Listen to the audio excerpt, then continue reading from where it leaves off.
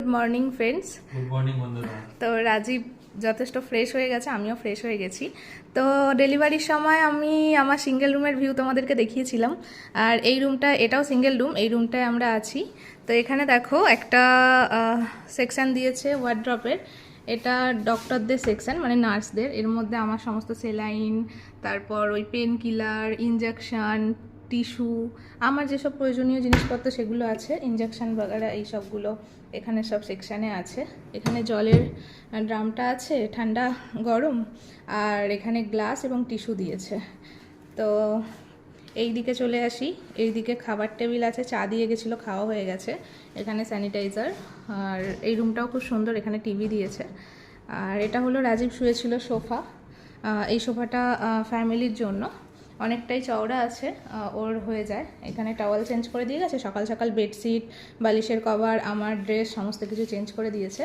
আর এই সোফাটাও বসার জন্য দিয়েছে, এটাও খুব সুন্দর। আর এখানে একটা টুলের মধ্যে ফোন দিয়েছে, যদিও এইখানে ফোনেও আমি মানে সমস্ত কিছু অর্ডার করতে পারি, খাবার সমস্ত কিছু অর্ডার করা যায় বা কোনো প্রবলেম হলে বলা যায়।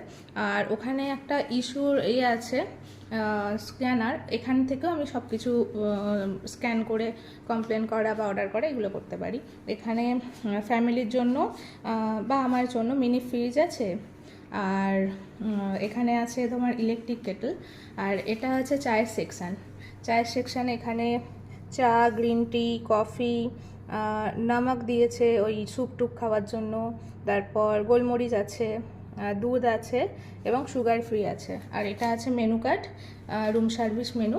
আর এই সেকশানটা যেটা আমাদের ডক্টরদের একটা সেকশান ছিল, এটা আমার একটা সেকশান।